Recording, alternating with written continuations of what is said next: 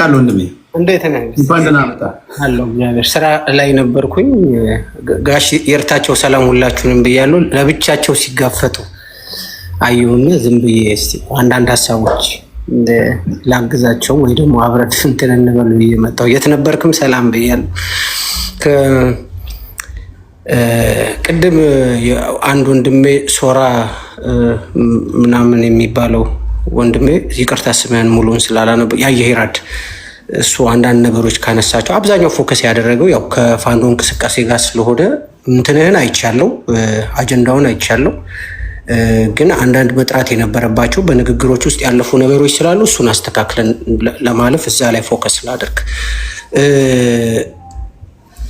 በነገር ላይ እዚህ ቤት አንተ ቤት በነበረን ውይይት የአማራ ፋኖ ሌላ አይነት አደረጃጀት ይፈጥራል በቅርቡ ብለን ተወያይተናል። እኔ አውርቼ ነበር ታስታውስ እንደሆነ እና ይሄ አደረጃጀት ሲመጣ ደግሞ የተለያዩ ኃይሎች ሊደበራቸው እንደሚችል ሊከፋቸው እንደሚችል ይታወቃል። ምክንያቱም መሬት ላይ የነበረ ግዙፍ ጦር ነበረ፣ አደረጃጀት ውስጥ ያልነበረ ምናልባት የኢትዮጵያን ፖለቲካ የአማራንም የትጥቅ ትግል እንቅስቃሴ በወሳኝነት ሊለውጥ የሚችል ግን ዌል ኦርጋናይዝድ ያልሆነ በጋራ ማዕቀፍ ውስጥ ያልሆነ ኃይል ነበረ። ይሄ ኃይል ወደ አንድነት እንዳይመጣ ብዙ አይነት የኮንስፓይረሲ ስራዎች እየተሰሩ እንዲዘገይ ተደርጓል። አንዳንዱ ከራሳችን ከውስጥ ወደ ውጭ የሚወጡ ኮንስፓይረሲዎች፣ አንዳንዱ ከውጭ ወደ ውስጥ የሚወጡ ስንታገል የነበረውም አብዛኛውን ጊዜ ከራሳችን ውስጥ የሚመጡ ኮንስፓይረሲዎቹን ነበር ማለት ራሱ በአማራው ውስጥ ያሉትን ጨምሮ ማለት ነው። አት ዘ ኤንድ ኦፍ ዘ ዴይ ድርጅት አዋልደናል። ጠንካራ አማራን ሊወክል የሚችል በርካታ ጦር በውስጡ ያለው አራቱንም ቀጠናዎች ኮኦርዲኔት ሊያደርግ የሚችል ፖዚቲቭሊም ካየነው ከሌላው የእስክንድር ኃይል ጋር ሁለት ወይ ደግሞ አፋድ ከሚባለው ኃይል ጋር ሁለት የአማራዊ አደረጃጀቶች መሬት ላይ ያሉን ማለት ነው። ሰው ሊከፋቸው የሚችሉ ኃይሎች ምን አይነት ናቸው ማለት ነው? አንድ መንግስት ይከፋዋል። ምክንያቱም ቀጥተኛ ጦርነት የገጠም ነው። አሁን እንደነ የአየራድ አይነት ልጆች የሚደግፉት የመንግስት ስርዓት ይከፋዋል፣ የሚጠበቅ ነው። ሁለት ደግሞ በመሰረታዊነት ጥያቄ እየጠየቅን ያለናቸው አካላት ለምሳሌ ቲፒኤልኤፍን ጨምሮ ሌሎች ጠባብ የብሔር አደረጃጀቶችም ይከፋቸዋል። ምክንያቱም አብዛኞቹ ከአፋድ ውጭ የነበረውን ስብስብ ሲከሱበት የነበረው አንዱ ምንድነው ከወያኔ ጋር ከምን ጋር አብረው ይሰራሉ የሚል ነው። ታስታውስ እንደሆነ አዲሱ የአማራ ብሔራዊ ኃይል የመጀመሪያውን መግለጫ ሲሰጥ ምንድን ነው ያሉት? በአማራ መሰረታዊ ርስቶች ላይ ጥያቄ የለንም። የወልቃይት የራያ የሌሎችም የሸዋን ጨምሮ የሌሎችም ጥያቄዎች ላይ ምንም አይነት የማይወላዳ አቋም አለን ብሎ ኩምሽሽ አደረጋቸው ማለት ነው። የመጫወቻ ካርታቸውን ወስዶባቸዋል። ስለዚህ እነዚህ ሰዎች በወያኔነትም መክሰስ አይችሉም አሁን። ምክንያቱም በመግለጫ ስለ ወልቃይትና ስለ ራያ አስምሮበት ያለፈውን ድርጅት ልትከስ አትችልም። ትላንትና ሰምተህ እንደሆነ የሰሞኑን ጌታቸው ረዳን ቃለ መጠይቅ ላይ የወያኔ ወይ ደግሞ የቲፒኤልኤፍ አመራሮች በቅድሚያ ከፋኖ ጋር መስራት አለብን ብለው እንደ ንግግር ተቀመጠን አሉ። ኦኬ ሰምተዋል በደንብ።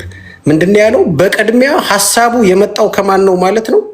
ሀሳቡ የመጣው ከራሱ ከቲፒኤልኤፍ ከፋኖ ጋር ንግግር በማድረግ ለምን ብለው ተቀመጠን አሉ። እኔ ምን አልኳቸው አለ፣ ምን አይነት የመርህ ጥያቄ ነው የምታነሱት? እነሱ የወልቃይትና የራያን ጥያቄ ትግል ነው ብለው ነው የሚወጡት። እንዴት ሁለት ከማይገናኝ ነገር ጋር እንስራ ብላችሁ ታስባላችሁ? እነዛ ሰዎች ትላንትና ጌታቸውን ጀግና የሚሉት አሁን አንተም ቤት ምናምን የሚመጡ ጌታቸው በጣም ጥሩ ነገር አረገ የሚሉት እንደዚህም አይነት ትክክለኛ የፋኖንም አቋም አስረግጦ ነው የነገራቸው። ፋኖ በወልቃይትና በራያ በሌሎች መሬቶቹ ጉዳይ ላይ የማይደራደር አካል ነው፣ እንዴት ነው ከሱ ጋር ለስራ መትሉት ብሎ ዘግቶ ነበረ። ግን እሱን መስማት አልፈለጉም። አት ዘ ኤንድ ኦፍ ዘ ዴይ ድርጅቱ ወጥቷል። ድርጅቱ ከወጣ በኋላ ደግሞ የሚነሱ ክሶች አሉ። ምን መሰል? የመጀመሪያው ክስ የሚጠበቅ የነበረው ከጎጃም ነው መሪው፣ ከጎንደር ነው መሪው፣ ከወሎ ነው ወይ ከሸዋ ነው መሪው የሚባለው ይጠበቅ ነበረ። ምክንያቱም እሱ በአማራ ፖለቲክስ ላይ ያው አሁን ባለው በሁኔታዎች ላይ ራሱ አንድ ተርሞ ነዳጅ ማርከፍከፊያ ነገር ስለነበረ በጣም ሴንሲቲቭሊ ይጠብቁት ነበር። ሶ ፎርቹኔትሊ ነው እኔ የምለው በመልካሙ ጎን ኮሌክቲቭ ሊደርሺፕ መጣ ማለት ነው። እንዴት ተፈጠረ እንዴት አልተፈጠረም እሱ የራሳቸው መንገዶች አላቸው። ያወሩበት የተነታረኩበት ጉዳዮች ይኖሯቸዋል። ሶ ኮሌክቲቭ ሊደርሺፕ ሲወጣ የጎጥ የማባያ ካርታዋ ስትወስድ ምን ሆነ? እንዴት ለ13 ይመራሉ? በዓለም ታሪክ የመጀመሪያው ነው። እንደዚህ አይነት አደረጃጀት ብሎ ነገር የለም አሉ። ወይ እነዚህ ሰዎች አላነበቡም ወይ ደግሞ ካነበቡም ላለማመን ምክንያት አላቸው ማለት። እኔ 1 5 6 7 ዓለም ላይ የነበሩ ኮሌክቲቭ ሊደርሺፕ የሚመሩ የሬዚስታንስ ሙቭመንቶችን ልንገር። የመጀመሪያውን ነገር የቻይና ኮሚኒስት ፓርቲ አሁን ያለው ስልጣን ላይ ያለው በረሃ በነበረበት ጊዜ ከማኦ በፊት ፎር ሾርት ፔሪድ ኦፍ ታይም ኮሌክቲቭ ሊደርሺፕ ነበር የሚከተል የነበረው። ማኦ ሲመጣ ነው በማኦ መመራት የጀመረው። ሰው ከምስረታው አንስቶ ማኦ እስከሚመጣበት ጊዜ በነበረበት ድሬ የኮሌክቲቭ ሊደርሺፕ ነበር የሚወጣው። ሁለተኛ ትግራይ ሊብሬሽን ፍሮንት አጠገባቸው ቲፒኤልኤፍ ወያኔ በተቋቋመበት ጊዜ ኮሌክቲቭ ሊደርሺፕ ነበረ። ከ1960 እስከ 1991 የኤሪትሪያ ህግደፍ ኮሌክቲቭ ሊደርሺፕ ነበር የሚከሰተው። ፍራቡንዶ የሚባል ኤልሳልቫዶር አካባቢ የሚገኝ የታጠቀ ኃይል ነበረ፣ ጠንካራ ሬዚስታንስ የሚያደርግ። ይህም ኃይል ኮሌክቲቭ ሊደርሺፕ ለረጅም ጊዜ ነበር። ፔኬኬ የሚባለውን ታውቁታላችሁ፣ ኩርዲሽ ሬዚስታንስ አርሚ። ይሄም ፔኬኬ የኮሌክቲቭ ሊደርሺፕ ነው የሚጠቀም የነበረው። አልጄሪያ ውስጥ አልጄሪያ ናሽናል ሊበሬሽን ፍሮንት የሚባል ነበረ። እሱም ለቀኝ ግዛት ጥያቄዎች ላይ ራሱ ሲታገል የነበረ ድርጅት ነው። ኮሌክቲቭ ሊደርሺፕ ነው። ብዙዎቻችሁ የምታውቁት የደቡብ አፍሪካውን ኤንሲንም እንወስድ።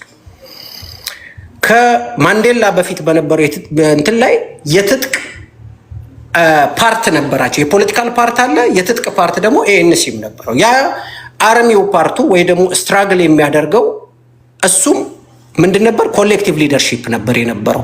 ስለዚህ ብድግ ብሎ ከአየር ላይ የመጣ ኦኬ ዛፓፒስታ የሚባልም ሜክሲኮ አካባቢ የነበረ ጠንካራ እንዲህ እነ ዘመንና እነ ሀብቴ እነ ምሬ ተሰብስበው ቆይና የቁም ማህበር የሚሆን አንድ ተሰብስበን እናዋቀር ያሉት ነገር አይደለም። ቤዚካሊ የነበረ በዓለም ፖለቲካ የኃይል አደረጃጀቶች ውስጥ የነበረ የኮሌክቲቭ ሊደርሺፕ ነው የመጣው። ሶ ካርታዋን እያንዳንዱን የመጫወቻ ካርታዎች ነጥቀናቸዋል ከካድሬዎቹ። ስለዚህ አሁን በዚህ በዙሪያ ጥምጥም ይመጣሉ። ቴዲ ሰዓት ዘግይቼ ነው የመጣሁት። ይህን በዚህ ደረጃ ግልጽ ለማድረግ ነው። ሁለተኛ ዙር ስመጣ የፋኖን እንቅስቃሴ ስፔሻሊ አሁን ከዘመቻ አንድነት ጀምሮ አሁንም ያሉትን የእርስ በርስም ነገሮች ካሉ እሱ ላይ በደንብ አድርጌ ያወራሉ። ቴንክ ዩ ሞሼ። አንድ አዲስ ሰው ገብቷል። ሲሳይ ቪዲዮ ማብራት ትችላለህ ወይስ እግረ መንገድን የገባኸው?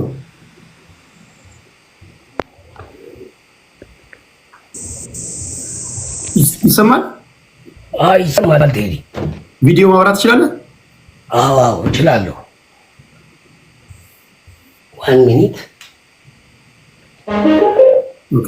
ስለዚህ ከዛ ወደ የት ነበርክ? እመጣለሁ። አንዴ ላይቷን ላብራት።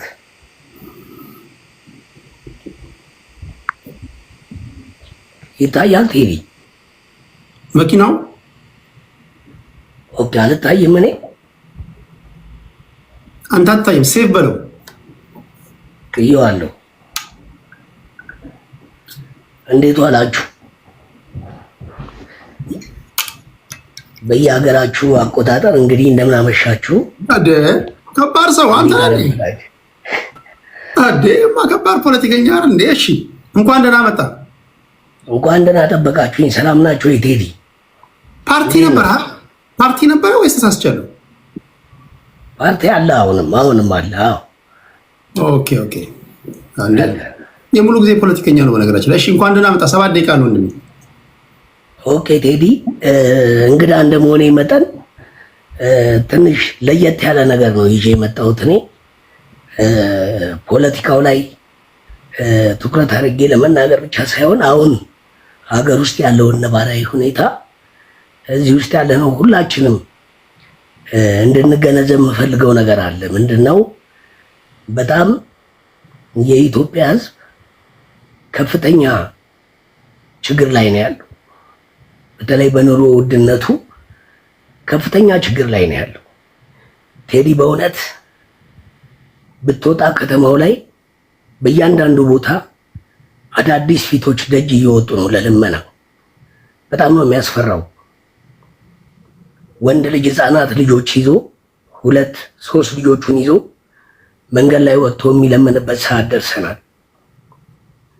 ዜጎቻችን የሚያሳዝን ሁኔታ ላይ ነው ያሉት። ስለዚህ መንግስትም የሚሰማ ከሆነ ከሀገር ውጭም ያላችሁ ኢትዮጵያውያን ሁላችንም ይህን ጉዳይ በጣም እጅግ ትኩረት ሰጠን ልናየው የሚገባ ጉዳይ ነው። እባካችሁን ኢትዮጵያውያን መቁረስ መብላት የቻላችሁ ኢትዮጵያውያን ሀገር ውስጥ ያላችሁ እባካችሁን ከምትጋገሩት በ3 ቀን 1 ቀን ከምትሰሩት ቀን በቀን ለራሳችሁ ከምታዘጋጁት ደጅ የወደቁትን አንድ ኢትዮጵያዊ መጎብኘትና ማየት ግድ የሚለን ጊዜ ደርሰናል። ሀገራችን ውስጥ እንደምታዩት ልማት የሚታይ ልማቶች አሉ። ልማቶቹ አያስፈልጉም ማለት አይደለም። መንግስት የገባባቸው ልዩ ልዩ ኢንቨስትመንቶች አሉ። ለሀገር አያስፈልጉም ማለት አይደለም። ወቅታዊ ናቸው ወይ? ሊቀድም የሚገባው ምንድን ነው? በፌስ ተቀምጦ መሄድ የነበረብን የቱ ላይ ነው የሚለው ጥያቄ ባልተመለሰበት ሁኔታ ስለሆነ እየሄድን ያለ ነው። መንግስትም ራሱን ቆም ብሎ እስካሁን ከመጣበት አንዳንዴ አለመናቅ፣ ዜጎችን አለመናቅ፣ ሀሳብን አለመናቅ። እኔ ከዶክተር አብይ ጋር የግል ችግር የለብኝም። እኩያ ወንድሜ ነው። አፕሪሼት አንዳንድ ነገሮቹን ምደግፋቸው ማደንቅለት ጥሩ ነገሮች አሉ።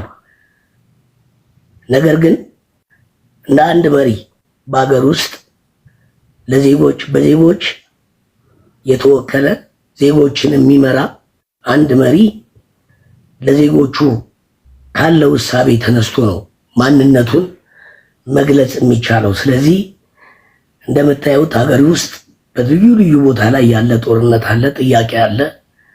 እንዲሁም ደግሞ እንደምታውቁት ሀገር ውስጥ ከእገታ ጀምሮ የተለያዩ ችግሮች አሉ። የመንግስትን አቅምም የምንመዝንበት መንገድ አለን። አቅሙን እስከምን ድረስ ነው አቅሙ? በራሱ አደረጃጀት ውስጥም እሱን የሚመስሉ አካሎች አሉ ወይ ወይስ የሉም የሚለው ፈተና ለሀገሪቷም ለዚህ ለምናየው ውድ ህዝባችን ፈተና የሆኑ አካሎችም እንዳሉ እናውቃለን። እነዚህን ሁሉ ግን ለመፍታት ሁሉን አባሮ ሁሉን አሳዶ ሁሉን ሳያቀርብ የሚሄድ መንግስት ለወደፊት በእውነት ነው የምነግራችሁ፣ እሱ ብቻ መውረዱ አይደለም በሀገር ላይ አስቀምጦ የሚሄደው ጠባሳ እጅግ ለሚቀጥለው ጄኔሬሽን እጅግ ጉዳት የሚፈጥር ነው። በጣም የቤት ስራ ለሚቀጥለው ትውልድ የቤት ስራውን እየቀነስን እንድንሄድ ከአንደበታችን ከሚወጣው ቃል ጀምሮ ለህዝባችን ካለን እሳቤ ጀምሮ ለቤታችን ያለን ወገንተኝነት አሁን እኔ ባለትዳር ነኝ፣ ልጆች አባት ነኝ። ለቤቴ ከማስበው ነገር ተነስቼ ደጅ ያለውም ልክ እንደኔ ወገኔ እንደ ሀገር ምን ይገባዋል፣ እንደ ሀገር መብቱስ ምንድን ነው፣ ግዴታው ምንድን ነው የሚለው ነገር ያሳስበኛል። ለቤቴ ያለኝ ፍቅር ለህዝቤና ለሀገሬ ያን ያለኝ ፍቅር ስለ እውነት ህዝቤንና ቤቴንና ልጆቼን አሳልፌ ሰጥቻለሁ። ለራብ ሰጥቻለሁ፣ ለመከራ ሰጥቻለሁ፣ በስራ አሳልፍ ያለው በግል ንብረቶቼ ላይ መንግስት አላስፈላጊ ድርጊት አድርጎብኛል። በአሁን ሰዓት ብዙ መከራ ውስጥ ነው ያለሁት። ይሄ ሁሉ ዋጋ የከፈልኩት አካሄዶች እንዲታረሙ፣ መንገዶች ህዝባዊ እንዲሆኑ፣ ሀገራዊ እንዲሆኑ፣ የብሔር ብሔረሰቦች ችግር ከቋንቋቸው ከባህላቸው ጀምሮ በያሉበት እኛም ሳንጠብቃቸው እነሱ ኔቸር ተፈጥሮ ጊፍት ያደረጋቸውን ጠብቀው የመጡ ናቸው። እንደው እኛ እያባዛን እያቀለጥን አንዱ ከአንዱ ከምናባላ በመርህና በህግ የተቀመጠ መብታቸውን አስቀምጠን እንደ ሀገር ደግሞ የሚቆሙበትና የህዝባችን ጥያቄ የሚመለስበትን ነገር እንድናደርገው ጨርሷል። ቴዲ አለቀ አላለቀም? ደቂቃ 6 ደቂቃ በጥሞና አድምጫለሁ። አሁን ምንድን ነው አርጉ የምትለን? አሁን እናንተ ጋር ቴዲ ብዙ ጊዜ አንተ ጋር ሲገቡ በጣም ከተጀመረ ጀምሮ እከታተላለሁ፣ አድማጭ ነኝ። እድሉን ባላገኝ እንኳን ማድመጥ እወዳለሁ በጣም እና ማድመጥ ላይ መሰረት አድርጌ የሚሄድ ሰው ነኝ። እናንተ ጋር የምፈልገው ምንድን ነው? እዚህ ጋር ብሔርተኞች ትኖራላችሁ፣ የመንግስት ደጋፊዎች ትኖራላችሁ፣ ኢትዮጵያኒስት ትኖራላችሁ። አንድ ነገር ግን እንዲያግባባን የምፈልገው ነገር አለ። በሀገራችን ላይ የብሔረሰቦችን ጥያቄ መመለስ ከሆነ የሚያጣላ የብሔር ብሔረሰቦች መብት እንዴት መከበር አለበት፣ እንዴት መጠበቅ አለበት የሚለው ላይ ምላሽ የምታጣ ሀገር እንዳልሆነችና በዚህ በ21ኛው ክፍለ ዘመን ብዙ ምሁራኖችና ብዙ ሰዎች ስላሏት ይህች ሀገር መፍትሄ ማስቀመጥ እንችላለን። እንዲሁም ደግሞ ሀገር እንደ ሀገር እንድትቀጥልም በጋራ የመስራት በጋራ ይህንን የማስቀመጥ ነገር ላይ አሁን እዚህ ውስጥ በጣም የተለያየ አመለካከት አላቸው። የተለያየ አመለካከታቸው ግን ከሚደግፉት ወይም ከሚፈልጉት አንጻር ነው የሚናገሩት። ሀገር ምን ትፈልጋለች ከሚለው አንጻር ለምን አንነጋገርም? አብዛኛው ጊዜ እስኪ ለምን እዚህ ላይ ትኩረት ምንድን ነው የሚፈልገው? ሀገራችን ምንድን ነው የምትፈልገው? ህዝባችን ምንድን ነው የሚፈልገው? እስኪ ንገረን። አንተ ለምሳሌ አሁን እኔ ያስገባው አንተ ያንን ትናገር ነው። እነዚህ ያደጉ ትልልቅ አሁን ለምሳሌ አንተ ብዙ ሀገራትን ብንወስድ በብሔር እነ ናይጄሪያን መውሰድ እንችላለን፣ እነ ህንድን መውሰድ እንችላለን፣ ታላቋን አሜሪካ መውሰድ እንችላለን። እንደ ሀገር የቆሙት ብዙ ፈተና አልፈው ነው እንደ ሀገር የቆሙት። ህዝባዊነትን ወይ የዜግነት ፖለቲካን ሌሎቹንም በማይቃወም መልኩ ሀገር ያቆሙት በብዙ ዋጋ መክፈል ውስጥ አልፈው ነው። እኛም ሀገራችን ዛሬ ከፍተኛ ዋጋ ከፍላለች። ነገር ግን ቅድሚያ ለሀገሪቷ የሚያስፈልጋት ምንድን ነው? ለምሳሌ እነ ሁቱና እነ ቱሲን ከአፍሪካ ምሳሌ ማድረግ እንችላለን። መጀመሪያ ወደ ምርጫ ከመሄዳቸው በፊት መጀመሪያ ማንኛውንም ነገር ከመተግበራቸው በፊት ለሀገሪቷ ኮንስቲቱሽን ያስፈልጋታል ነው ያሉት። እኔ እዚህ ጋር መንግስትንም ብያለሁ፣ እዚህ ውስጥ ያላችሁትም ይሄን የምትሰሙ ኢትዮጵያውያንም አክቲቪስቶችም ትሆናላችሁ። እቻ ሀገር ቅድሚያ የሚያስፈልጋት ምንድን ነው? ቴዲ ያላለቀም አንድ ደቂቃ አለኝ። አንድ ደቂቃ ጨምር ይላለሽ። እሺ ኮንስቲቱሽን፣ ሀገሪቷ ኮንስቲቱሽን ያስፈልጋታል፣ ናሽናል ዲያሎግ ያስፈልጋታል። ይሄንን ለማድረግና ይሄንን ምቹ ሁኔታ ለመፍጠር መንግስት ምቹ ሁኔታ በሀገር ውስጥ መፍጠር መቻል አለበት። በውጭም በሀገር ውስጥም ያለ ነው ወደዚህ ሀሳብ በመምጣት የአንድ ሀገር ችግር እንዲፈታ አሁን በጦርነቱም ወደዚህ ባለመምጣታችን ነው። በውጭም በውስጥም ያለው የተለያየ በፖለቲካ ውስጥ የተሰማራው የተለያየ አመለካከት ይዞ የሚመጣው እኛ ሀገራችንን በህግ አሁን ለምሳሌ ህገ መንግስት ቅድም ስለ ህገ መንግስት ሲነገር ታርጋ እየተቀየረ ነው ብለዋል። አይ ህገ መንግስት እየተጣሰ ነው። ይሄን ህገ መንግስት አልደግፍም። ይሄን ህገ መንግስት ነው ያልደግፍም። ህገ መንግስት እየተጣሰ ነው ያለው። ይሄን ህገ መንግስት አክብረን ነገር ግን ህዝቦች የሚመሩበት ኮንስቲቱሽን በጋራ ማስቀመጥ መቻል አለብን። ይሄንን ነው ምለው ቴዲዬ። የሀገራችን ጥያቄ ሊመለስ የሚችለው ሀገሪቷ ኮንስቲቱሽን ሊኖራት ይገባል። ይሄ ህዝብ አቀፍ ያልሆነ አገር አቀፍ ያልሆነ የብዙዎችን ጥያቄ ያልመለሰ ህገ መንግስት ስለሆነ ሀገሪቷ ኮንስቲቱሽን ያስፈልጋታል። ለኮንስቲቱሽን ትኩረት መስጠት አለብን። አንድ ሁለተኛ ደግሞ ለብሔራዊ መግባባት እውነተኛ የሆነ ብሔራዊ መግባባት የተቋቋመው ኮሚሽን በራሱ ትክክል ነው አይደለም የሚለው መገምገም አለበት። ስለዚህ ሀገር እንድትድን ከፈለግን ወደዚህ መምጣት ነው የሚቻል ከሆነ መንግስቱ 5 ዓመት በምርጫ የሚቀጥል ከሆነ ይቀጥላል፣ የማይቀጥል ከሆነ የሽግግር መንግስት በሀገር ውስጥ መጥቶ እነዚህ ነገሮች መከናወን አለባቸው ብዬ ነው ማምነው። ያለበዛ የሀገሪቷ ችግር እየባሰ ከድጡ ወደ ረመጡ እየሄድን ሀገርን እንጎዳለን። አመሰግናለሁ ቴዲ። ቴንኪ ሰዓት ወስጃለሁ፣ ይቅርታ። ችግር መተህ ብዙ ነገር ስላካፈልከን ከልብ እናመሰግናለን።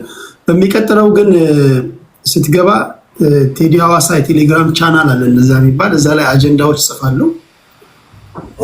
አጀንዳዎችን አንብበህ የሚመች ከሆነ በዛ ዙሪያ ላይ ይሄን ብል ደስ ይለኛል ከወንድሞቼ ጋር ብካፈል። እሺ ቴዲ ቴንክ ዩ እሺ ወንድም ያሽ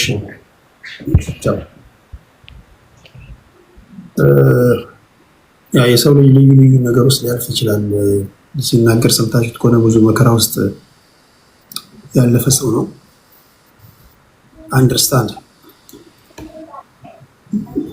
እያቻቻሉ አረፍተ ነገር በተለይ ኢትዮጵያ ሆነው እያቻቻሉ በመሳቀቅ አረፍተ ነገር የሚሰሩ ሰዎች ምን ለማለት እንደፈለጉ ይገባኛል። የተናገሩት ብቻ ሳይሆን ለመናገር ፈልገው ያልተናገሩትንም ነው ማለት የተቀበለ ምናምን ሰው ይመስላል። እና በጣም ፈራ ተባ እያለ ነው የሚያወራው። ወይንቱ ሀሳቡን ተረድቼዋለሁ። እሺ የት ነበርክ? ኦኬ ይርታቸው ነኝ። የት ነበርክ? አይደለም ይርታቸው ነኝ። ኖ ይርታቸው አንተ ነህ? ኦኬ ነበርኩኝ። እርሶ ሲያወራበት ኖ እርሱ አንተ ስታወራ እሱ ነበር እያደመጠ ነበር። ከዛ በኋላ ወደ አንተ እመጣለሁ። ችግር የለውም። የት ነበር ይርታቸው? ደሳለኝ ስለወጣ ከአንተ ነው የሚጀምረው። ስለዚህ ልክ ከአንተ በኋላ እንትን እላለሁ። የት ነበር? እሺ ታንኪዩ ወንድሜ ወጣ እንጂ አክቲቭ የሆነ የፖለቲካ ፓርቲ አለኝ ብሎ ነበርና ታስታውሰዋለህ ቴዲ? ምን አይነት ፓርቲ እንደሆነ? የሆነ የተቆረጠ ከወዳጄ ስሚል ፈርስ ጋር የሶሻል ኢትዮጵያ ፓርቲ ነው። ኔቸር እና ናርቸርን ቀላቅለን ነው የምንሄደው። ምን ያለ ሰውዬ ነው? ኦኬ ይሄን ያነሳሁት ለምንድን ነው እንግዲህ ስለ ኢትዮጵያ ብሔርተኝነት ነው። ኢትዮጵያ ናሽናሊዝም የሚል ቶፒክ ላይ ትንሽ ለመናገር ስለፈለኩ ነው። ቅድም አርስቱን የሰጠኸው አንተ ነህ። እኔ እንደዚህ የሚባል ነገር ራሱ ምንድን ነው ኢትዮጵያ ናሽናሊዝም ኢትዮጵያ ይሄ የፖለቲካ ፓርቲ ይመስላል። እንደዚህ ስንናገር ብዙ ጊዜ ኢትዮጵያ ናሽናሊዝም ምናምን ስንል የሆነ የፖለቲካ ተቋም ይመስላል። እና እኔ ስለ ተቋም አይደለም ማወራው፣ ስለ ሀገርና ስለ ዜግነት ነው ማወራው። እና የተለያዩ ጽንሰ ሀሳቦች ስለሆኑ አንድ ሀገር ህዝብ አላት። ህዝቦቿ በፈለጉት አይነት የፖለቲካ ፓርቲዎች ውስጥ ሊሳተፉ ይችላሉ። ነገር ግን አንድ ሀገር አንድ ህዝብ እንዳለ ነው ማምነው። ስለሆነ ናሽናሊስት ወይም ናሽናሊዝም የሚባል ቡድን፣ አንጃ፣ ፓርቲ ልንነጋገር አይገባምና በዚህ ርዕስ ስር ሁለት ነገር ነው ማንሳት እንፈልገው። አንደኛ ስለ ምሁራኖቻችን ምናልባት እንግዲህ ሰሞኑን ወንድሜ ቅድም ሲናገር ደና ጀምሮ ማለት ስሜት የሚነካ ንግግር ነው ሲናገር፣ እውነታውን ሲናገር ነበረ። በጣም ያስፈራል ስትሰማው አይደል? አሁን እኛ እዚህ ቁጭ ብለን የምናወራው ወሬ መሞላቀቅ ወይም ነው ሌክዠሪ ይሆናል። በቃ እውነተኛውን የህዝብ ስሜት ስትሰማ፣ እውነተኛውን የህዝብ ሰቆቃ ስታየው፣ አሁን የምናወራው ወሬ ዝም ብሎ ሃይፖቴቲካል የሆነ ምኞት ነው የሚሆነው። ወይም ደግሞ እኛ ተመችቶን ገና ለገና እየተፈላሰፍን ነው የሚመስለው። ግን ህዝቡ በጣም ስቃይ ላይ እንዳለ፣ ችግር ላይ እንዳለ ከቤተሰቦቻችንም ከራሳችንም ህይወት ከጎረቤቶቻችንም የምንመለከተው ነገር ነው እና ይሄን ማየት የማንችል ፖለቲከኞች እዚህም ውስጥ አለን። ይሄን በፍጹም ማየትም የማንችል የማንፈልግ ፖለቲከኞች አለን። እነዚህ እነማን ናቸው? አንደኛ የብሔር ፖለቲከኞች ናቸው። ይሄ እናንተ ጣጣ ነው። ይሄ የማንም ጣጣ አይደለም። እናንተ ያመጣችሁት ጣጣ ነው። ቀድም አንድ ቡርቃ ዝምታ የሚባለው ወንድሜ በጣም ወጣት ነው፣ ከኔም እድሜ በጣም ያነሰ ወጣት ነው። ሲናገር በጣም አለሳልሶ ረጋ ብሎ ነው የሚናገረው። ቢኮዝ ካልቲቬት የተደረገበት የፖለቲካ መስመር እንዳለ በደንብ ያስታውቃልና አንተ ራሱ በደንብ የተቀበልከው አፕሪሼት አድርገህ ኢንዶርስ አድርገዋል። ስለ ኦነግ ከተነሳ እሱ ነው የምጠይቀው ምናምን ቢኮዝ ዳትስ ሃው እንትን ሼፕ የተደረገበት መንገድ ጥሩ ነው። ግን በዚህ እድሜው ምናልባት ሳየው ውጭ ሀገርም ያለ ይመስለኛል እና ለኢትዮጵያ ሕዝብ ይሄ የሚያስበው ሀሳብ አለ ወይ? ይሄ የተቀበለውና እታገልለታለሁ የሚለው የኦነግ አስተሳሰብ ለኢትዮጵያ ሕዝብ ሆነ ይጠቅማል ወይ? እኔ ስለ ኢትዮጵያ ነው የማወራው። አንድ ፖሊሲ አለን አለ መሬት የሕዝብ ይሆናል የሚል ሁለት ፋላሲ አለ። አንደኛ ይሄ አሁን ያለው ህገ መንግስት የተመሰረተው በህወሓትና በኦነግ ነው። እነሱ ናቸው መሬት የብሔር ብሔረሰብ ነው ብለው እንዲህ አንጠልጥለውት ማንነቱ የማይታወቅ አካል መሬት ይዞ መንግስት እንደፈለገ የሚፈነጭብን ኦነግ ያመጣው ህገ መንግስት ነው አይደል? ዛሬ የህዝብ ነው የሚለን ያን ጊዜ መሬት እኮ የህዝብ ሆኖ ነበር እኮ። በደርግ የተመለሰ ጥያቄ ዛሬ እንደ አዲስ ወደ ኋላ ተመልሰን የህዝብ እናደርገዋለን የሚል ፖሊሲ አለን አለ። በደንብ ካየኸው ትክክል አይደለም የሄዳችሁበት ያለው መንገድ። ሁለተኛውና ዋነኛው ነገር ደግሞ ኦነግ መሬትን የህዝብ ነው ሲል ምን ማለት ነው? የሚመለከተው የኦሮሚያን ክልል ስለሆነ የኦሮሚያ ክልል መሬት የኦሮሞ ነው እያለን ነው። የኦሮሞ ብሔር የሆኑ ሰዎች የመሬቱ ባለቤት ይሆናሉ እያለ ነው። ከዚያ ቀጥሎ ምንድን ነው የሚሆነው? ሌሎች ብሔሮችስ፣ ሌሎች ህዝቦችስ እዚያ ሀገሬ ነው መሬቴ ነው ብሎ የኖሩ ንብረት ያፈሩ ሰዎች እጣ ፈንታቸው ምንድን ነው የሚሆነው? ሌላ እልቂት፣ ሌላ ኬዎስ ነው የምንፈጥረው ማለት ነው። እና ፖሊሲ ያለን እንደዚህ ነው ምናምን ስንናገረው ትንሽ እንትን ይመስላል፣ ግን ፍጻሜው ምንድን ነው የሚለውን ማየት ነበረብን። ብሔር ብሔረሰቦች ዛሬ ላለው ረሃብ፣ ዛሬ ላለው እልቂት እናንተ የፈጠራችሁት መሆኑን አድሚት ማድረግ አለባችሁ። ሁለተኛ ተቃዋሚ የሚባለው የትኛውም ብሔረሰብም ይሁን ፌዴራሊስትም ይሁን ኢትዮጵያዊ አንድነት አመጣለሁ የሚለው የፖለቲካ ቡድን በአሁን ሰዓት በምን ደረጃ ላይ እንዳለ በእውነት አላውቅም እኔ። ምክንያቱም አለን የሚሉት ሲዋጉ ነው የምናውቃቸው። በቃ ወይ ይዋጋሉ እንደ ኦነግ እንደ ህወሓት እንደ ፋኖ ሆነው ጦር ግንባር ላይ ተቃዋሚ እንዳለ እናውቃለን። ከዚያ ውጪ ሌሎች ይታሉ ምንድነው እየሰሩ ያሉት? አሁን የገብቶ የወጣው እንደ ምሳሌ ብትመለከቱ የፖለቲካ ተቋም አለኝ አለ እዚህ መጥቶ የሆነ ነገር ተናግሮ ወጥቷል። አይ ዶንት ኖ የት እንዳሉ እና የፖለቲካ ተቋማት የህዝብን ጥያቄ የት አድርሰው የት ነው ያሉት የሚለው አንዱ ጉዳይ ነው። የኢትዮጵያ መምህራን ቅድም ጀምሬው ነበረ። አሁን ደሞዝ ኑሮ ተወዷል እንደምታዩት። ተምሮ ስራ ያለው የተወሰነ ደሞዝ የሚከፈለው ብቻ አይደለም፣ ምንም ስራ የሌለው ህዝብ አለ ኢትዮጵያ ውስጥ። ምንም ስራ የሌለው የተራበ የሚናገርለት ያጣ። እኛ ለዶክተሮች ካልጮኻችሁ ለምን አልጮኻችሁም? የዶክተሮችን ጥያቄ ዓለም እየጮኸ ነው። ነገር ግን ደሞዝ የሌላቸው ተምረው ስራ ያላገኙ ያልተማሩ ገበሬዎች በረሃብ እያለቁ የትኛው ደሞዝ ማን ይጨምርላችሁ? የት ነው የሚጠየቀው? እና እነዚህ ምሁራን የደሞዝ ጭማሪ ጊዜ ነው ድምጻቸውን የሰማ ነው። ፎር ይርስ እኔ ምሁራንን ሰምቼ አላውቅም። የኢትዮጵያን ችግር ይሄ ነው መፍትሄው ብለው ሲጮሁ እልህ ይዟቸው ሲተነትኑ ሲናገሩ ሰምቼ አላውቅም። እና የኢትዮጵያ ምሁራንም የኢትዮጵያን ችግር ካባባሱ አንደኛው ፓርት ናቸው። አም ሶሪ መጨረሻ ሀሳቤ መጠቅለል አልቻልኩም። እንግዲህ ካለው ሰዓት ጊዜ ካለ መለሳለሁ። አመሰግናለሁ። ይርታቸው ላይ ይጀምርና ከዚህ በኋላ አንዳንድ እድል ይኖራቸዋል እንደየሁኔታው። ከዛ እንዳማረብን እንሰነባበታለን ማለት ነው። እሺ ይርታቸው 7 ደቂቃ አለ። ኦኬ ታንኪዩ። አሁን ቅድም ገብቶ የነበረው ወንድማችንም ግልጽ ያደረገው ችግር እንዳለ እንደ ካድሬዎቹ ሳይሆን በግልጽ ነግሮናል። አማራ፣ ኦሮሞ፣ ወላይታ፣ አፋር፣ ሶማሌ ሳይል ኢትዮጵያ ውስጥ ረሃብ እንደገባ የከተማ ረሃብ ልጆቻቸው ይዘው ወደ ልመና ገቡ የሚል ማለት ነው። ስለዚህ ይሄ አዲስ አበባ መሀል ያየው ነው እየነገረን ያለው። ሌላ ክልል ሰላም ያለበት የሚባል አማራ ክልል እሳተ ገሞራ በድሮን እየተጨፈጨፍን ያለ ነው። ኢትዮጵያዊ የሚለው ማህበረሰብ የት አለ? ወይስ መሬቱ የሚባለው ነው? አማራው ከጠፋ በኋላ መሬቱ ነው ቋንቋውና ባህሉ ማንነቱ ወርሰው የራሳቸው አድርገው ለመቀጠል የሚያስክድ መልክ ይመስላል። አማራ ሲሞት ዝም ያለ አሁን እያንዳንዱ ቤት ተንኳኩቷል። ነገ ይቀጥላል።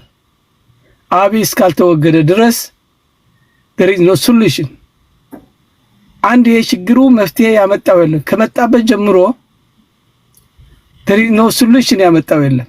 ኢንክሪዝ የኢትዮጵያ ወለጋ የነበረው ወንጀለኛ ወደ አዲስ አበባ ገብቶ እንዲያምስ ነው የተደረገው። ሌላ ክልል የነበረው ወንጀለኛ ወደ አዲስ አበባ መጥቶ እንዲያምስ ነው ያደረገው። ስለዚህ ፍንጭ የሰላም የፍትህ የዲሞክራሲ የውይይት መንገድ የምታይበት አይደለም። ይህ ብሩቆና የብርቅ ዝምታ የሚባለው ከዚህ በፊት የወልቃይት ማንነት ነው ክልል ይሁን ወልቃይት ብሎ ሲጽፍልኝ የነበረ በመሰንጀር አድርጎ ነው አውቀዋለሁ። ወልቃይቴ እንዳልሆነ እኔ ወልቃይቴ ነኝ ጋሼ ክልል መሆን አለበት ወልቃይት ሲለኝ የነበረ ለምን ሊያስበላን ስለፈለገ ነው። ከአማራነት አውርዶ ወደ ወልቃይት ክልል አድርጎ ከዛ በወያኔ ሊያስወርረን ስለፈለገ you are not smart enough than more than me። ያኛው ከታች ወልቃይት ተመልሷል ያለው ፋኖ ባይታገል ነው እስካሁን ለወልቃይት ለትግራይ ተሰጥቶ ነበር። ይሄ ወልቃይት በእጃችን ነው ያለው ፋኖ ስለተታገለ ግን ጭራሹ ወልቃይት አይመለስም ካለ መላው የአማራ ህዝብ ባዴን ውስጥ ያለውን በሙሉ ከነትጥቁ ወደ ዛ ትግል ስለሚገባ የአንድ ሳምንት እድል አይኖረው ነው አብይ አህመድ። ነገር ግን ባዴን የሚባለው ተለጣፊ ተለጥፎ የሱ እንደ ኤዲስ መድኃኒት እያዳነው ያለ ወይም ያስቀጠለው ትናንትና ልዩ ኃይል የነበሩ መሳሪያቸው ተገፎ ውጡ ተብለው የተባረሩ እንደገና ተደራቸው መከላከያ ተመቶ አልቆ የነበረው አድማ በታይና ሚሊሻ አዘጋጅተው ሌላ አዳዲስ አማራዎች አማራ እርስ በርሱ ስለሆነ ትግሉ እንዲራዘም ተደርጓል። አሁንም አቶ ይርታችሁ እስኪ አንድ ጥያቄ ልጠይቅ፣ በጣም ቀላል ጥያቄ። እሺ ብአዴን ሙሉ ለሙሉ የብአዴን ሰዎች መወገድ አለባቸው መጥፋት አለባቸው ብለህ ታምናለህ? አይደለም ወይስ ገለህ አጨርሳቸው? ምን ማድረግ አለባቸው? ይህ ህዝብ የተነሳ የህዝብ ትግል ነው እንጂ የግለሰቦች የሽፍቶች አይደለም የፋኖ ትግል። ስለዚህ ቆም ብለው ቆመው እንደ ህዝብ አሁን እየደረሰብን ያለ እነሱ መጠየቅ ያለባቸው ጥያቄዎቹ በአግባብ እንዲመለሱ በህገ መንግስቱ መሰረት ጥያቄዎቹ ከአማራ ህዝብ ጥቅም የተያያዘ ለምሳሌ አዲስ አበባ ማጆሪቲው አማራ ነው። በቋንቋ እስከሆነ ድረስ አስተዳደር ራሱ እንኳን ወልቃይት ሌላ አዲስ አበባ የአማራ ክልል መሆን አለበት። በቋንቋ እስከሆነ ድረስ አስተዳደሩ ለምን ናዝሬት ያለው የአማራ ህዝብ ድምፁ ይታፈናል? አማራ ሆኖ ለአማራ የሚታገሉ ከሆነ ለምን ድሬዳዋ ያለው የአማራ ህዝብ ይጨፈጨፋል? ሌላ ኢትዮጵያ ውስጥ ለምን ይጨፈጨፋል? ቋንቋውስ ቋንቋ አስተዳደር ከሆነ ለምንድን ነው የራሱ ለሰላም ለፍትህ ለእኩልነት ለብሔር ብሔረሰቦች ከሆነ ህገ መንግስት ይወጣ ባሉበት ቦታ የራሳቸው አስተዳደርና ስራ እኮ አይቀጠሩም። ናዝሬት ውስጥ የመንግስት ስራ እኮ አይቀጠርም አማራ ሆኖ። ስለዚህ ይህን ህገ መንግስት ብአዴን ያሉትን ሁላ እኔ እኮ ብአዴን ያሉትን ሁላ መቃወም ነው የነበረባቸው። የራሳቸው ትጥቅ አስፈትተው እንደገና ፋኖ ይፍታ ብለው ማወጃቸው ራሱ ምን ያህል ደካማ አማራ ለመሆናቸው የሚያሳይ ነው። አንዳንድ ነገር ግን ስለሚገደሉ ፈርተው ነው። እኔ ልቀላቀዋለሁ ሂጄ በአካልም ተገናኝቻለሁ፣ ምክትሉም አይቻለሁ። አድማወታኙም ደህንነት መረጃው ምን ያህል አስተሳሰብ እንዳላቸው በትምህርትም ብቃት አርቆ ማሰብ ማይችሉ ወለጋ ያለው አማራ እንዳልሆነ የሚገነዘቡ ብቻቺ ወያኔ የሰጣቻቸው ክልል ለዛ ብቻ እንደሚያስቡ እንደገናም ኢትዮጵያ እንዳትፈርስ ይሉሃል። ደግሞ ምክንያታቸው I know to individually I've been there አዳነች አቤቤ አግኝቻታለሁ። የጥቅም ሰው አይደለሁም እኔ አዲስ አበባ ፎቅ መስራት ፈልጌ መስራት አቅቶኝ አይደለም። ተቀብዬ እስቲ ጥሩ ነው ምናምን ፎቶግራፉ አለ እንትናስ ለከላሎ ተሪ ከፈለክ ከታች እስከ ላይ ያለውን የፋና አመራርም ሆነ ዘላቂ መፍትሄ ህገ መንግስቱ እስከ ዜጎች ድረስ ማስቀየር ምንችልበት ቅድም ወንድሜ የተናገረው በኃይል ካልሆነ በስተቀር በጦርነት ካልሆነ ህገ መንግስቱ በምንም ተአምር አይነካም። ለምን የካድሬ ስብስብ የግሩፕ መብት አስከብሮ ለግሩፕ ብቻ እድል የሰጠ ነው፣ ለኢትዮጵያውያን ዜጎች እድል የሰጠ አይደለም። it is not about competition about technology, it is not about individual right። እንዴት አድርገን እብረስ አድርገን ቶርች ያደረግነው በሆድ የሚገዛ የገዛን ያልተገዛ ቶርች ያደረግነው እስር ቤት ያወረነ እየገረብነው ስንደፍረው አፉ ይዘጋል ነው። እንደዚህ ያለ ኢትዮጵያ አይደለም እንፈልጋት። I live in America።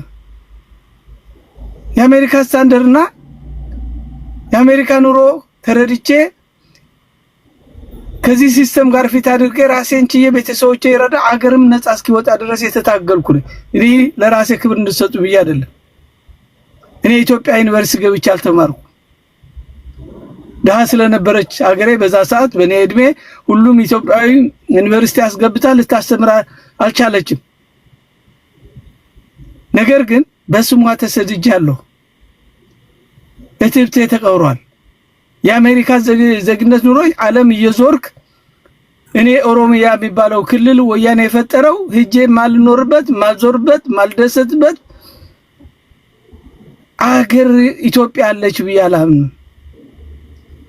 ስርዓቱን አስወግደን ለአንተም ለሁላችን እዚህ እድል ስለሰጠኝ አንተም ብሔር ማንካ ስለሆነ አናሳ ብሔር ነኝ ስለብትል ነው ለአንተም እድል እንሰጣለን።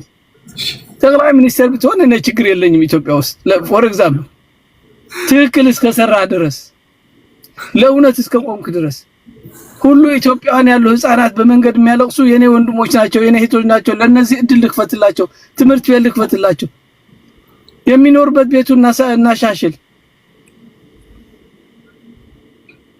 በረንዳ የሚያድሩት የአሜሪካ መንግስት እኮ ችሎታ አለው። ህዝብ ገንዘብ ሰብስቦ ቤት ሰርቶ ለህዝብን በነፃ ያኖራል። ጉልበት ኢንካም ከሌላቸው ሰርቶ ለሚኖርም እንደ ገቢው እየከፈለ ያኖርሃል። ተሪብ ያለው ብሎ አደባባይ ወጥተህ እንድትቃወም አይፈልግም። ሲስተማቲካሊ ሆድ በልተሃል ጠግብ ያለው ስትል እስር ቤት ያስገባሃል።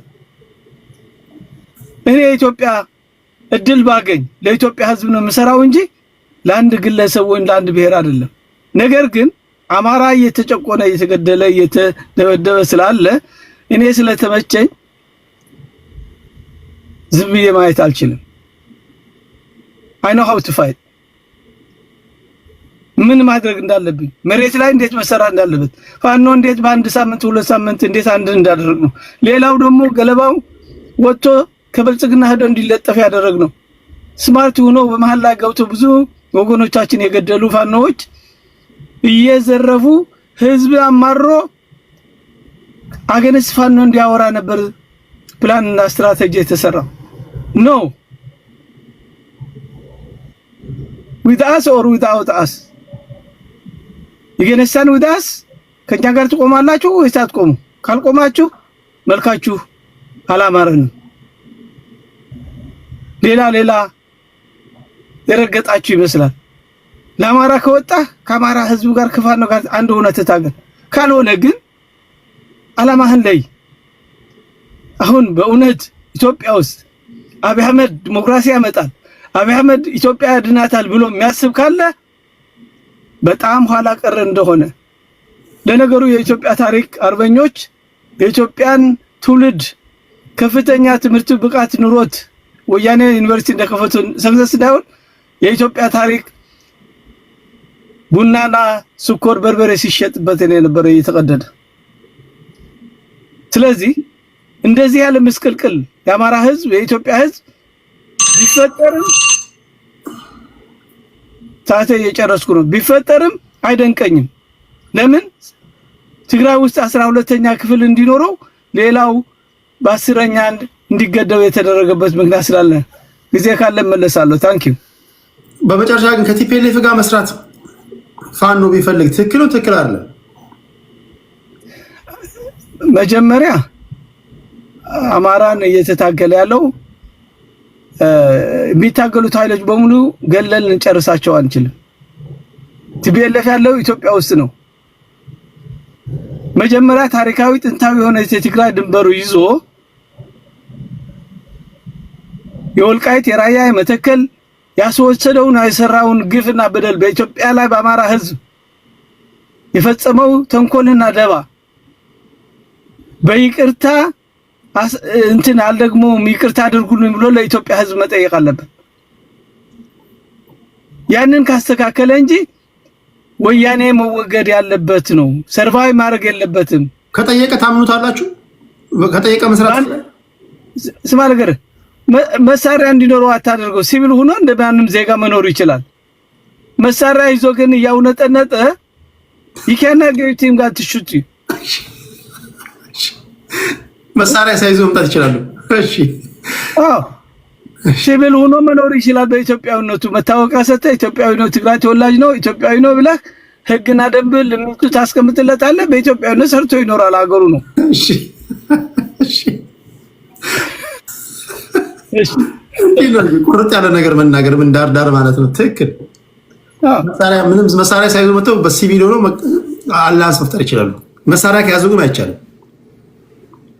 እያየ ገባበት። እሺ ቴንክ ዩ ይርታቸው። እሺ አይ ቲንክ ወደ ማን የማተራ ነው የቡርቃ ዝምታ ነው እንትን ነው እኮ አሁን ይሄ የአላያንስ ጉዳይ ያለና የነበረ ነው። ያለና የነበረ ነው። ኦብቪየስሊ ማንም የታጣቂ ትግልም የፖለቲካ ፓርቲም አላያንስ ይፈጥራል። አላያንስ ግን ሲፈጥር የአማራ ህዝብ ማወቅ አለበት። አሁን የአማራ ህዝብ ወይም ደግሞ ነፃ እናወጣለን የምትለው ህዝብ ወይም ደግሞ የሚደግፍ ደጋፊ ማወቅ አለበት ሲባል ለደጋፊ ሊገባው በሚችል ቋንቋ ታስረዳዋለህ ማለት ነው። ምክንያቱም ነገ አላያንሱ ይሄ በፖለቲካ መከዳዳት ተከዳን እንደው እስከ መቼ ሰው እያመን የምትለው ነገር አይደለም። ይሄ የሲሪየስ የሆነ ጉዳይ ነውና ሊሆን የሚችልበት ነገር ካለ ይሄ ነው፣ ከሌለ ደግሞ የለም ነው። ዞሮ ዞሮ ጉዳዩ ስለተነሳ ነው እንደዚህ አይነት ነገሮችን የምናወራውና ቀላልም ነገር አይደለም። እንዲሁ ዝም ብለህ አላያንስ እንፈጥራለን ብለህ ብቻ መተው አይደለም። አይተም ሰምተም የማታውቀው ከባድ ዲቪዥን ይፈጥርብሃል። በጣም ከባድ ዲቪዥን ሊፈጥርም የሚችል ነገር ነው።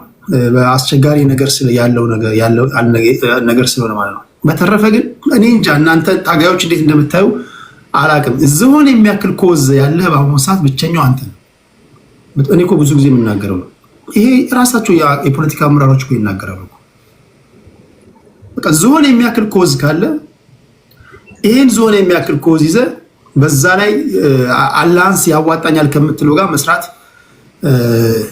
ያለና የነበረ ነገር ግን ዝሆን የሚያክለውን ኮዝን በዜሮ የሚያበዛ ከሆነ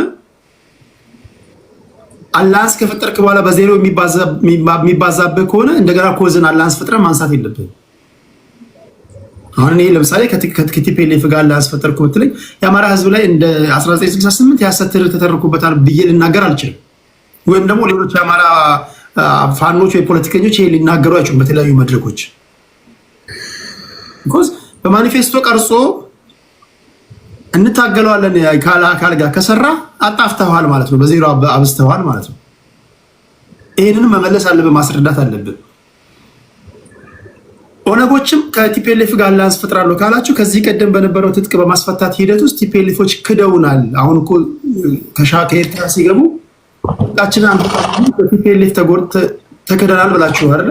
አሁን አላያንስ እንፈጥራለን ካላችሁ ኦኬ፣ ምንድነው ለሚከተሏችሁ ለኦሮሞ ብሔር ተወላጆች ማስረዳት አለባችሁ። ይሄ ግልጽ መሆን አለበት እንጂ የሆኑ 4 እና 5 ሰዎች በሆይታ በቃ በለው ምናምን ብለህ አይደለም። ሲሮጡ የታጠቁ ሲሮጡ ይፈታል እንዳይሆን ማለት ነውና እንደዚህ አይነት ነገሮችን ቢያንስ ከመወያየት አኳያ ነው። ሌላው የመጨረሻው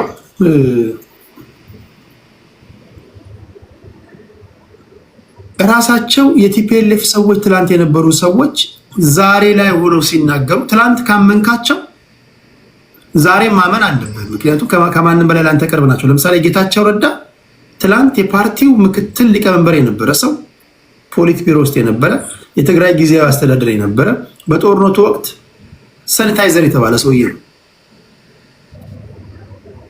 ጌታቸው ረዳ ዛሬ ወጥቶ ስለ ቲፒኤልኤፍ ሲናገር ትላንት ያመንከው ሰውዬ ዛሬ አላምነውም ማለት ትችላለህ። ግን የሚናገረው ንግግር እውነት አይደለም ማለት አይደለም። ለምሳሌ ኢትዮጵያ ውስጥ አሁን ባለው ሁኔታ ከጌታቸው ንግግር በመነሳት እኔን አሁን ብትጠይቀኝ መላልሼ አድምጬው ማለት ነው ወገኖችን የምታሳግቱት አሁን የደረስኩበት ድምዳሜ ቲፒኤልኤፍ፣ ኦነግ፣ ፋኖ እንዲሁም ደግሞ አንዳንድ የመንግስት ታጣቂዎች ውስጥ ያሉ ሰዎች ናቸው የሚል ድምዳሜ ላይ ደርስ ይችላል። ቢኮዝ እናግታለን አለ እኮ እናግታለን ካለ ኦኬ ወገኖቻችን ዛሬ የታገቱ ያሉት በቃ በእነዚህ ኃይሎች ነው ማለት ነው። አሁን ይሄ ውሸት ነው ልትለኝ አትችልም። እንዴት አድርገህ ነው ውሸት ነው ልትለኝ የምትችለው? መኪና ሙሉ ሰው ይታገታል። በእያንዳንዱ ሰው 4,000 $3,000 ይጠይቃል። ስለዚህ እናንተ ታጣቂ ኃይሎች አላማችሁን ረስታችሁ ቢዝነስ ውስጥ ገብታችኋል ማለት ነው። ይሄ እኮ ምንም የሚያስተፋፍር ነገር የለውም እኮ። የምታግቱትን ደግሞ ስታጡ የራሳችሁን ወገን ታግታላችሁ ማለት ነው። የመንግስት ታጣቂዎችን በደሞዝ መኖር አይችሉም። በቃ መሳሪያ ይይዛሉ፣ በትርፍ ሰዓታቸው ስራ ያግታሉ። ስለዚህ ይሄንን ማስቆም እንደዚህ አይነት ነገሮች ካሉ መገምገም ያለባችሁ ተው ማለት ያለባችሁ የእናንተ ነገር ነው ብዬ ነው የማስበው። የእናንተ ስራ ነው፣ የእናንተ ኃላፊነት ነው እንጂ ይሄ ነገር አሁን በለብለብ እናስኪደው ዝም ብለን እንዲሁ ኦኬ በቃ እንለፍ ለምጣድ ውስጥ ሲባል አይጧት ለፍ ምናምን ብለህ ብታልፍ ዞሮ መምጣቱ የማይቀርበውና እንዲህ ያሉ ነገሮችን ለማውራት ያለው ወደ 7 ደቂቃ ለቡርቃ። እሺ ያንተን 2 ጥያቄዎችን ልመልስና ከዛ ወደ ቤቱ ልመለስ። እገታን በተመለከተና እንዲሁም አሊያንስን በተመለከተ ኦነግ ወይንም የኦሮሞ ነጻነት ግንባር ወይም ኦነሰ የኦሮሞ ነጻነት ሰራዊት በመርህም እንዲሁም ደግሞ በተግባር የሚያምንባቸው ነገሮች አሉ። እገታን በተመለከተ እገታዎች ሲደረጉ አንተ እንዳልከው ክፍያዎች ይፈጸማሉ። እነዛ ክፍያዎች የሚፈጸሙት ቀጥታ ከመንግስት ባንክ ትራንዛክሽን ጋር የተገናኘ ግንኙነት አላቸው። እነዛን ነገሮች የሚያደርጉት በመንግስት በኩል እንደሚደረግ ነው የሚያምነው። ለዛ ደግሞ በዜጎች ላይ የሚደረግ የትኛውም እገታ ተቀባይነት የለውም። የራስህን ህዝብ እታገልለታለሁ ብለህ የምታስበውን ህዝብ አግተህ የምታገኘው የፖለቲካ ትርፍ የለም። ይህንን በተደጋጋሚ በመግለጫዎቹ አውጥቷል። ስለዚህ የኦሮሞ ነጻነት ሰራዊት የሚያግተው ንጹሐን የሚቀበለውን ገንዘብ የለም። ይህንን መረዳት ተገቢ ነው። በኦሮሞ ነጻነት ሰራዊት ስም ግን የሚደረጉ እገታዎች አሉ። ያ የሚደረገው ደግሞ ለምንድን ነው? ህዝቡ የኦሮሞ ነጻነት ሰራዊትን ትግል እንዳይቀበል አንድ፣ ሁለተኛ ደግሞ የኦሮሞ ነጻነት ሰራዊት ራሱ ህዝብ ሲማረርበት ትግል በቃኝ ብሎ ትግልን እንዲያቆም ነው። ከዛ ባለፈ የኦሮሞ ነጻነት ሰራዊት የሚያደርገው ምንም አይነት እገታ የለም። የኦሮሞ ነጻነት ሰራዊት ከመንግስት ጋር ነው እየታገለ ያለው።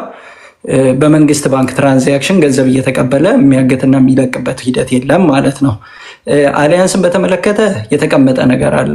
የኦሮሞ ነጻነት ሰራዊት የራስን መብት ለማስከበር ከሚታገሉ ማንኛውም ድርጅቶች ጋራ የፖለቲካም ይሁን የትጥቅ አጋርነት ሊኖረው ይችላል።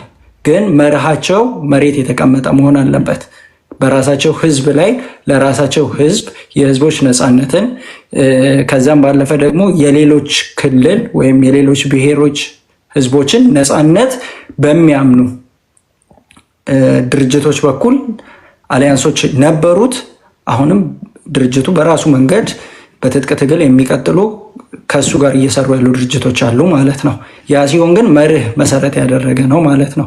ይሄንን ካልኩኝ በኋላ ግን ከቤት ወደ ተነሱ ነጥቦች ልለፍ።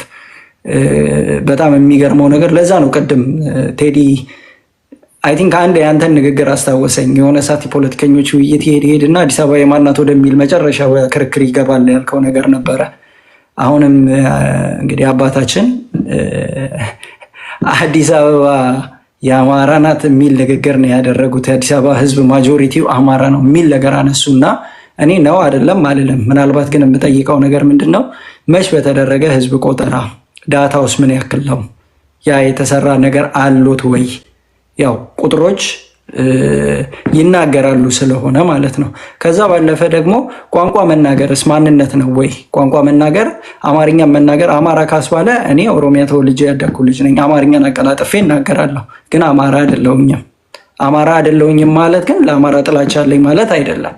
ነገር ግን አሁን አብዛኞች የተወሰኑ የአፍሪካ ሀገራትን ካየክ አረብኛን ይናገራሉ፣ ግን አረብ ውስጥ አይደለም ያሉት ወይም አረብ ሊግ ውስጥ አይደለም ያሉት።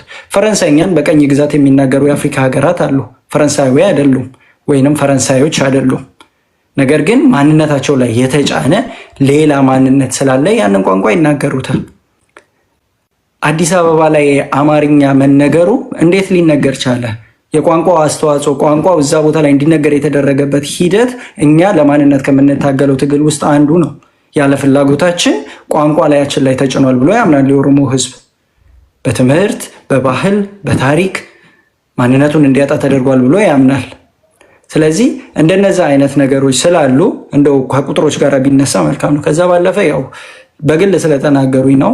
እኔ ኦሮሚያ ምድር ላይ ተወልጄ ያደግኩ ስለ ኦሮሞና ስለ ኦሮሚያ የምናገር ከዛ ባለፈ ለፌስቡክ እርሶን ልጽፍሎት አይደለም ፈጣሪ በሚያውቀው እርሶን ዛሬ ነው ያወቅኩትኝ። እኔ ምናልባት ተጽፎልኛል ጽፎልኛል አውቀዋለሁ የሚሉት ነገር ካለ ቢያመጡ ደስ ይለኛል። እኔ ሌላ ነገር እንትን ላለ ማለት ነው እና እርሶን ራሱ እዚህ ጋር ነው እና ያወቅኩት እሱን እንደዛ ቢገነዘቡ ደስ ይለኛል ማለት ነው። ከዛ ባለፈ ኦሮሚያ በኢህአዴግ የተፈጠረች የሚል ሀሰተኛ ትርክት ተነስቷል። ኦሮሚያ በኢህአዴግ አልተፈጠረች። ኢህአዴግ ከመፈጠሩ በፊት የኦሮሞ ብሔርተኝነት ተፈጥሮ ኦሮሞ በብሔሩ ይታገል ነበር። ለዛ ማሳያ መጫና ቱለማ፣ ሲኮና መንዶ የመሳሰሉ ማህበራት በንጉሱ ጊዜ ትግልን እንዴት ይታገሉ እንደነበረ ታሪክን መመርመር በቂ ነው። ከዛ ባለፈ የኦሮሞ ነፃነት ግንባር እንኳን 1973 በነጮቹ አቆጣጠር ነው የተመሰረተው በኢህአዴግ ወይም በህወሓት አይደለም። ከዛ ባለፈ አንድ ወንድማችን ስለ ህገ መንግስት አንስቶ ነበረ በመሬት ጉዳይ። ህገ መንግስት በኢትዮጵያ የረቀቀው 1987 ነው። ህገ መንግስቱን ያረቀቁት ወያኔ ህዝባዊ አርነት ወያኔና ኦፒዲዮ ናቸው። ኦነግ ከ1984 በኋላ ኢትዮጵያ ምድር ላይ አልነበረ እንዲወጣና እንዲገደል ነበር የተደረገው ማለት ነው። 1987 መውጣቱ ምናልባት ያላወቀ ከሆነ ማለት ነው። እንደዚህ አይነት ነገሮችን በደንብ ማነሳው ለምንድን ነው የኦሮሞ ህዝብ ከዛም ባለፈ የኦሮሞ ትግል የነፃነት ትግል እያደረገ ያለውን ትግል ለማሳነስ የሚደረጉ ንግግሮች ስለሆኑ ነው። ከዛ ባለፈ ኦሮሚያ ላይ ስላሉ ዜጎች የተነሳ ነገር ነበረ። ኦሮሚያ ህዝብ ማነው መሬት የህዝብ ይሆናል ሲባል ኦሮሚያ ውስጥ ያሉ ዜጎች ይጠፋሉ፣ ይበተናሉ ወይም ያልቃሉ የሚል ነገር ያነሳ የለም። አይ ቲንክ አሁን እዚህ ውስጥ ያን አይልም። የኦሮሞ ነፃነት ግንባር የመጀመሪያ ትግሉ የራስን እድል በራስ መወሰን ነው ለህዝቦች ነፃነት። ያንን ሲያደርግ ኦሮሚያ ውስጥ ያሉ ሌሎች ብሔር ብሔረሰቦች ወይም ሌሎች ህዝቦችን ምን ያደርጋል ወይም ምንድነው ለነሱ የሚያስበው ካልከኝ በሁለቱም መንገድ መብታቸውን ያከብራል። አንደኛ ኢንዲቪዥዋል ራይታቸው ይከበራል፣ ሁለተኛ ግሩፕ ራይትንም ያከብራል። የሚፈልጉትን የራሳቸውን የሆነ የፖለቲካ አመለካከት ሊኖራቸው ይችላል፣ የራሳቸው የሆነ ኢኮኖሚ ሊኖራቸው ይችላል። ያን መብታቸውን ያከብራል። ከዛ ባለፈ ከህዝብ ጋር የሚደረግ ሀገር ነው የምትሆኑት ወይስ ክልል ነው የምታስተዳድሩት? የህዝብ ፍላጎት ነው። የራስን እድል በራስ መወሰን ሲባል ህዝቡ ራሱ የሚፈልገውን መወሰን አለበት ነው። በመጀመሪያ ደረጃ ግን ካለው ጨቋኝ ስርዓት ነፃ መውጣት አለበት። ልብ በለኝ፣ ካለው ጨቋኝ ስርዓት ነው ያልኩት፣ ካለው ጨቋኝ ህዝብ አይደለም ያልኩ። ይሄ ስርዓት ህዝቡን እየበደለ እያፈናቀለ እያሰረ እየገደለ ነፃነቱን ገፉታል ብሎ ያምናል። ለዛ ደግሞ ይሄ ህዝብ በመጀመሪያ ደረጃ ነፃ መውጣት አለበት። ነፃ ከወጣ በኋላ የሚፈልገውን ነገር በራሱ መወሰን አለበት። ከወሰነ በኋላ የኦሮሞ ነፃነት ግንባር ወይም የኦሮሞ ነፃነት ሰራዊት ደግሞ ያንን ውሳኔውን ያከብራል፣ ይቀበላል፣ ያስፈጽማል ማለት ነው። አሁን ያለውን ህገ መንግስት ትደግፋላችሁ? እኛ አሁን ያለውን ህገ መንግስት ላይ ጥያቄዎች ቢኖሩንም ግን ጥያቄዎቻችን ቢያንስ ከህገ መንግስት ውስጥ የወጡ ጥያቄዎች ናቸው። የመኖር ጥያቄ በህገ መንግስት ውስጥ በዓለም አቀፍ ህግም ያለ ነው። በዚህኛውም ህገ መንግስት ውስጥ ያለ ነው። ያለመታሰር፣ በፖለቲካ አመለካከት ያለመሳደድ፣ ከዛም አልፎ የራስን ሀሳብ በነፃነት ማንጸባረቅ በዚህኛውም ህገ መንግስት እንደዚሁም ደግሞ በኢንተርናሽናል ሎ ያሉ ህጎች ናቸው። እነዚህ መከበር አለባቸው ብለን እናምናለን። ግን ህገ መንግስቱ የእግዚአብሔር ቃል ወይንም ደግሞ ቁርአን ነው ብለንም አናምንም። ስፔሲፊካሊ ማንቀበላቸው የህገ መንግስቱ አንቀጾች አሉ ብላችሁ ያስቀምጣችሁታል ወይስ? አዎ ለምሳሌ እየነገርኩ ነው። አሁን እንግዲህ በአዲስ አበባ የባለቤትነት ጉዳይ ላይ ያው በኦሮሚያ እምብርት ብሎ ነው እሱ የሚያስቀምጠው። አዲስ አበባን በባለቤትነት የሚያስተዳድረው ብሎ ያስቀምጠው ምክር ቤቱ ነው። እንደዛና አይነት ነገሮች አንቀበልም። ከዛም ባለፈ ሌሎች የሚነሱ ነገሮች አዲስ አበባ የማን ነው የምትሉት? በምን የማን ነው ስንል በምን ባለቤትነቱ በማስተዳደር የኦሮሚያ ብሔራዊ ክልላዊ መንግስት ነው መሆን ያለበት። ባለቤትነቱ አሁን የባለቤትነት ጉዳይ ብዙ ጊዜ ይነሳል። የኛ ነው የሚሉ ነገሮች ይነሳልና እኮ ባለቤትነት የምልህ እንግዲህ አሁን ማስተዳደር ነው። በማስተዳደር ደረጃ አዲስ አበባ በኦሮሚያ ክልላዊ መስተዳደር ነው የምትተዳደረው። ምንም የተለየ ማለት ባለቤትነት ጥያቄ ታነሳላችሁ የኛ ነው የሚል ስለሆነ እኮ ነው በኦሮሚያ ክልላዊ መንግስት መተዳደር አለበት የምልህ። የኦሮሞ ህዝብ ነው ብላችሁ የምታስቡት? አዎ። በነገር ላይ ኢትዮጵያ ውስጥ ባህር ዳርም የአማራ አይደለም፣ መቀሌም የትግራይ አይደለም፣ አዲስ አበባም የኦሮሞ አይደለም፣ ሐዋሳም ወይ ሲዳማ ወይ የማንም አይደለም። ግን እንደ ህገ መንግስቱ ያ የህዝቦች ነው ይላል። የመንግስትና የህዝቦች ነው፣ የብሔር ብሔረሰቦች ነው ይላል። የሚገርመኝ እኮ እሱ ነው። የገጠርም ሆነ የከተማ መሬት የኢትዮጵያ ብሔር ብሔረሰቦች የጋራ ሀብት ነው ይላል። የጋራ ማለት ባህር ዳር ያንተ የኦሮሞ ብሔር ተወላጅ የጋራ ሀብት ናት። ያ ለዛ ነው አሁን ከማንቀበላቸው ብዬ ያነሳውልህ አሁን እሱን አንዱን ያንን ነው። ኦኬ ስለዚህ እሺ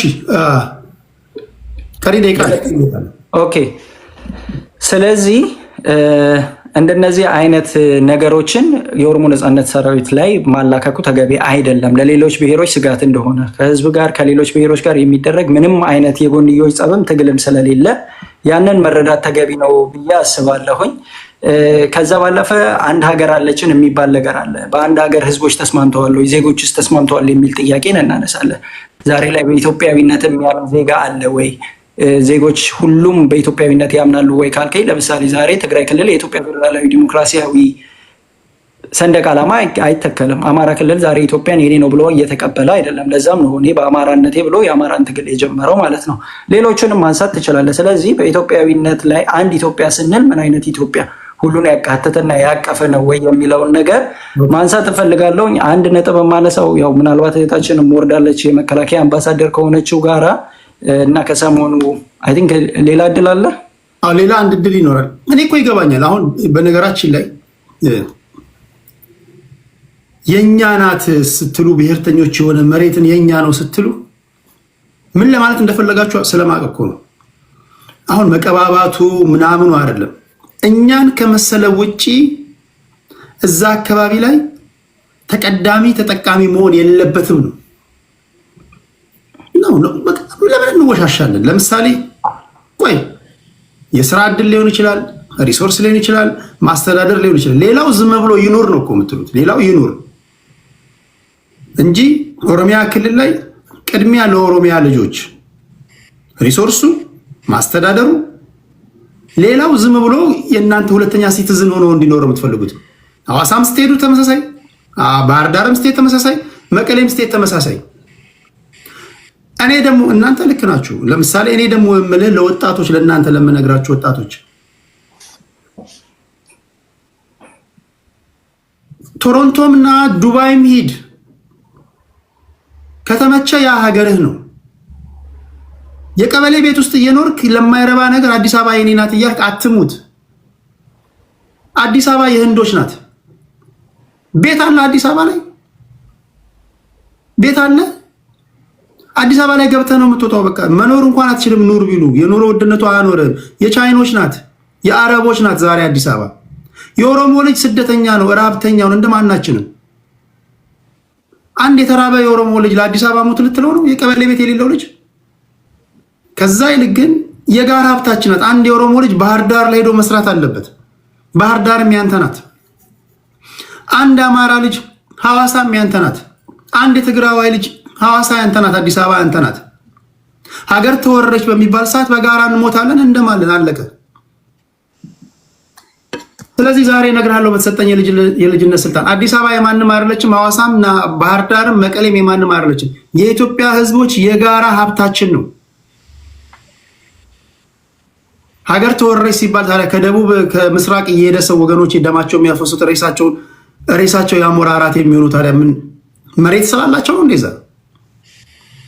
ንብረት ስላላቸው ነው? የጋራ ሀብት የጋራ ንብረታችን ተነካ ብለን አይደል እንዴ? ስለዚህ መታገል ያለበት አሁን ያለው የመታገያ አጀንዳ ይሄ ነው። አሁን ያለው የመታገያ አጀንዳ ግን ወጣቶች መታገል ያለባቸው አሁን ቆመላችሁ ነው መጠየቅ ያለባችሁ። ለእንደዚህ አይነት እሳቤ ጥላቻን ማዳበር የለባችሁ። የኔ አመለካከት ይሄ ነው። በተረፈ ውቅያኖስ በሆነው የዓለም ኢኮኖሚ ላይ የትም ተዘዋዝረ የምትሰራበት ኢንቫይሮንመንት እንዲፈጠርልን ነው መታገል ያለብን። ዛሬ ካናዳ ብትመጣ 3 ሰዓት 4 ሰዓት 5 ሰዓት ፍላይ አድርገህ በፕሌን ሄደህ ሰርተህ ትመጣለህ፣ ወይ በመኪና ድራይቭ አድርገህ ትመጣለህ። ሀገር ላይ ይሄ እንዲሆን የምትፈልገው እኔ የሚያሳዝኑ ከሀገር ውጭ ያላችሁ ሰዎች ከሀገር ቤት ሀገር ውጭ ያለውን ነገር አይታችሁ ለምን እንዴት ለሀገራችሁ እንደማትመኙ ነው ግራ የሚገባኝ። ዛሬ እኮ 5 ሰዓት ድራይቭ አድርገው እኮ ሄደው ሰርተው ይመጣሉ ሰዎች ዜጎች። ስለዚህ ውቅያኖስ በሆነው ኢኮኖሚ እኛ ሀገራችን ለቀን የሰው ሀገር እየሰራን አይደል? ዱባይ እየሰራ አይደል ያለው? እዛ ያለው ሀገሩ ምን አለ ከአዲስ አበባ ባህር ዳር ሄዶ ከመቀሌ ሐዋሳ መጥቶ ከሐዋሳ መቀሌ ሄዶ እንዲሰራ እንደዚህ አይነት ኢንቫይሮንመንት እንዲፈጠር ለምንድን ነው ማንታገለው ነው? ይሄን ስንግል ኦፒኒየን ሊደሮች አይ ነው እናንተ ስፔሻል ኬዝ አላችሁ፣ ስፔሻል ፍላጎት ስላላችሁ አይመቻችሁም ይሄ ንግግር። ግን የተቀራችሁ ሰዎች ማሰብ አለባችሁ፣ መስማት አለባችሁ እያልኩ ያሉት እና የቡርቃ ዝምታ ቴንኪው። ግን ምናልባት ቴዲ ያው እኔው ላይ